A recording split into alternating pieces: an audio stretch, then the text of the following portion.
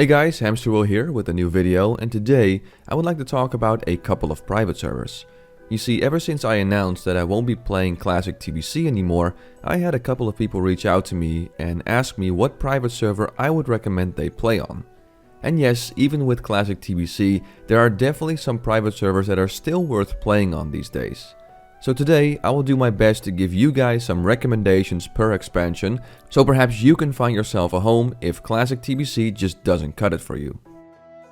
Starting off with Vanilla. Now for Vanilla there are unfortunately not a lot of private servers out there that are still worth playing. Most of them took too big of a hit when Classic launched and are now ghost towns. However, there are still a handful that I can recommend. Starting with Darrowshire, which is a project that is actually quite anticipated in the private server community. And yes, that means it's not out yet, but the team stated that the server will launch on the 30th of July, so that's pretty soon. Darrowshire is going to be a Bliss-like server with some alterations. It has 1x rates for everything, talents and spells will be 1.12 based, and here's something they're doing that Blizzard for some reason didn't do: progressive itemization. That's right, the drastic gear changes we had in Vanilla will be replicated here on this private server. Another really cool thing is that they're disabling world buffs, so no logistical nightmares and no world buff prisons here. And on top of that, no honor decay system. Instead they will have the honor point system, but they will increase the cost of items to make it so you have to spend more time farming the individual PvP items. Other than that, there are some pretty nice features announced, and you can find a full list as well as more info on the server in the video description. Well, that's a pretty nice way to start off this video, right? Let's see what else I have in regards to Vanilla. On the other side of the spectrum, there are two Vanilla Plus servers on the market worth mentioning, meaning Vanilla servers with added content and alterations to the original. Starting with Turtlewow, which has a lot of extra things. A few things to mention though is that it's running on a 1.15 client, so not on a stock 1.12 core. They have new zones, playable races like the goblins and high elves, over 300 new quests, over 1300 new items like gear, quest items, etc., extra item drops in things like molten core, new titles, and a whole bunch more. Turtlewow might not have a huge population, but it's a true labor of love, and the people that I know play on it are very impressed with the project so far. One of those people is actually Dodgy Kebab, so let's hear what Dodgy has to say about this server. Hello Celos! This is Dodgy Kebab. And this is Turtlewow, but you already know that because you've just been watching Hamsterwheel talk about it. But Turtlewow is the real classic Warcraft that many people were looking for. 2005 Vanilla Warcraft was fun because it was a good game that you were exploring for the very first time. Classic WoW can never be that because it's not the first time you're discovering this world. By tastefully adding in new content that is in the same style of what is in Vanilla, and by reinstating content that was left on the cutting room floor, Turtlewow brings you back to the world you wanted to play in, but has enough differences to make this feel fresh and new. It's not just a rerun of old content, this is the timeline in which Blizzard never released the Burning Crusade and just kept expanding upon the base game. Two new races to play as, the glorious High Elves for the Alliance and cheeky little goblins for the Dirty Horde. More engaging PvP if you're the type of person that engages in such ridiculous pastimes. New quests, new activities, certain areas have been expanded, and you can actually RP on this server. When you want to do dungeons, the server has a built-in group finder tool, so the painful waiting for other players has been eased by a large margin. The whole server just ticks every box, and I think it's great. The other players have been a lot of fun to spend time with. The new quests are a breath of fresh air, and I love seeing all the cut features back into the game. For me, this is the only server to play on, because frankly, we've already finished all the content offered by every other private server. This is the only decent one offering something new. That's all I need to say about Turtlewow. So for now, I'm going back to play some more questionable PlayStation games, and it's back to Hamsterwheel. So if you're looking for that Vanilla Plus fix, you might want to give this a shot, or the other project I want to talk about, which is called Vanilla Plus. Yeah, the name is exactly what it is, an alteration of Vanilla with revamped talents, and it was very interesting to sift through the talent trees as someone who's just so used to the old school talents. Matter of fact, Vanilla Plus knows an absolute ton of alterations to the original. including higher XP for quests, new leveling quests, revamped classes to make them more balanced, added spells to classes like Revive the Druids, which gives them an out-of-combat res, and the list goes on and on. It is in fact so much info, it's better to check out their website and also this amazing video, which is an overview of all the things they changed in order to enhance the vanilla experience, so to say. I will also leave a link to that video in the description below. So yeah, definitely another project worth checking out if you ask me. Now what if you just want a standard 1.12 vanilla core without too many changes? Well, there's one still alive. Kind of. And that's Elysium. Yep, after all the years with its history kinda tangled with nostalgias, the stress tests from years ago with tons and tons of people and the thousands and thousands of people online at any given moment back then, well, the server is still alive and kicking right now. A population of 600 is definitely not something to write home about, and leveling all the way to 60 can feel a bit lonely. So I can't recommend the server too much, also cause Elysium doesn't have the greatest track record. But if you're really someone that is a die-hard no changes guy, and you don't like the alterations that for instance Darrowshire has, then this is something you might want to give a shot. Time to move on to TBC, which is the hardest one to recommend since Classic is currently in its TBC era, so most of the TBC private servers have taken severe hits. There is one, however, that I do think is worth mentioning, which is the Karazhan server by the Atlantiss team. The Atlantiss team has been around for quite a while, so they have a fair bit of experience under their belt, and the general consensus in the private server community is that out of the TBC servers, this one is really the only one worth trying. It goes without saying that in terms of population it's not amazing, but on average in the evening it still reaches give or take around 1,000 people. Definitely not amazing, but there's still some life left in the server. It has 2 times experience rate, so if you would start now, getting to max level isn't going to take an awful lot of time.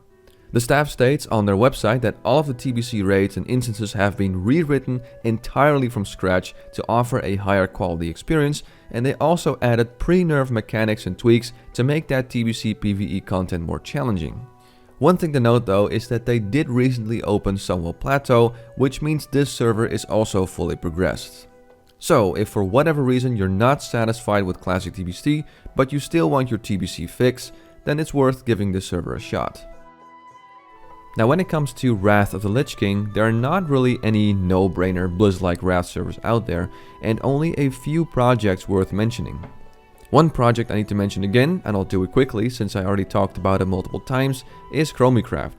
Chromiecraft is an extremely progressive Wrath of the Lich King server with rates set to 1 times.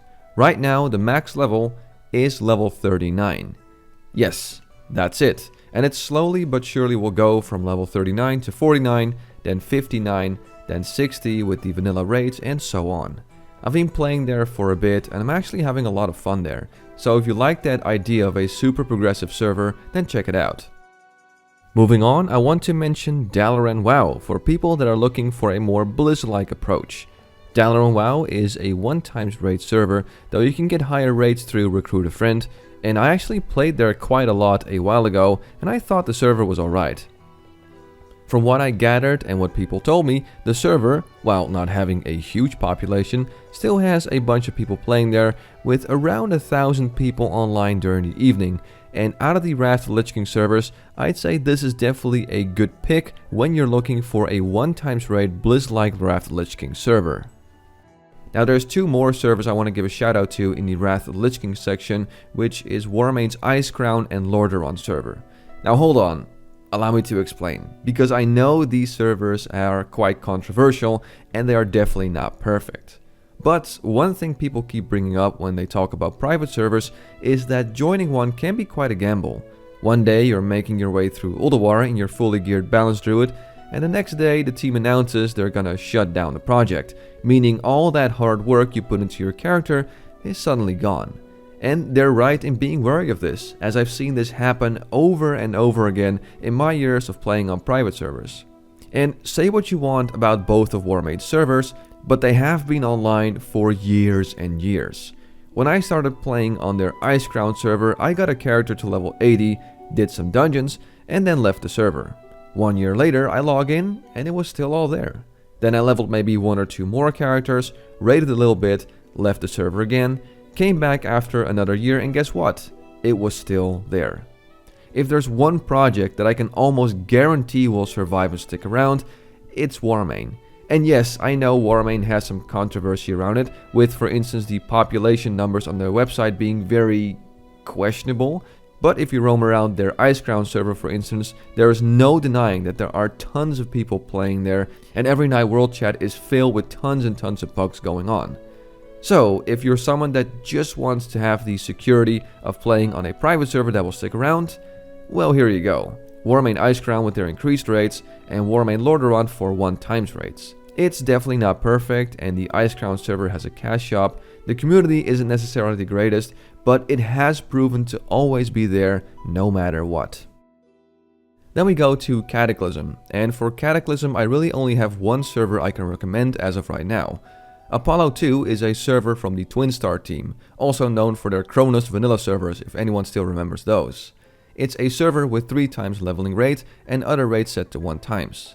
The quality of the server is nice, and I raided there with my friends on the first server they had, which was Apollo 1, and I really liked my time there. On this server I leveled a warrior to max level and did a few battlegrounds with that, as well as an elemental shaman with a bunch of epics that I did some endgame stuff with, and overall the server felt quite nice with a good community. The population these days isn't huge, but it's definitely not too bad. Mostly because this really is one of the only Blizz-like Cataclysm servers worth mentioning. I mean, I played on Molten WoW's old server, and things like WoW Circle and Monster WoW, and that stuff was just, well, let's be nice and say, painfully average. So yeah, Apollo 2, check it out in the link below this video if you're interested in Cataclysm. Alright, now for Mists of Pandaria, there's only one server I can recommend, and it's one of my favorite private servers I've played on, and that is Tauri WoW. Tauri WoW is hands down the best scripted Mists of Pandaria server as of right now, and I say in general, with all of the expansions taken into consideration and all of the different private servers, this has to be at least in the top 5 of best private servers out there. The scripting is amazing. I found it really hard to find things here that were broken, and I had a blast leveling a bunch of characters here to max level and raid with them. The community is nice, but admittedly the population isn't too great, also because Mists of Pandaria isn't the most popular expansion to play on a private server. Though on an average day, the server does feel alive and there's enough people there, averaging around 1300 to 1500 players with their other server Evermoon, which is another mob server they have, and PvP and PvE content is cross-server. The only problem is that it is fully progressed, so that's one thing to keep in mind though. Still, if you're looking for a Mists of Pandaria private server, look no further. It's a total no-brainer. And that's pretty much my list so far of private servers that I can recommend you guys to check out. Wait, Hamster, where are the rest of the expansions? What about Warlords of Draenor, Legion, and Battle for Azeroth? And yes, while there are private servers out there hosting them like Firestorm, I have yet to come across a single one either I or the people in the private server community can really recommend. I mean, to take Firestorm as an example, I tested out one of their servers and it was probably the worst server I played on, with a ton of content bugged or just flat out not working whatsoever. Maybe later one or two will pop up that will actually offer you a good experience, but for now I can't recommend you any when it comes to those expansions. And well, that's the list of private servers I can currently recommend. I hope I was able to help you guys a little bit and clear things up, and I hope you are able to find yourself a new home. I'll be back soon with another video, but for now, I'm Hamsterwheel and have a good one.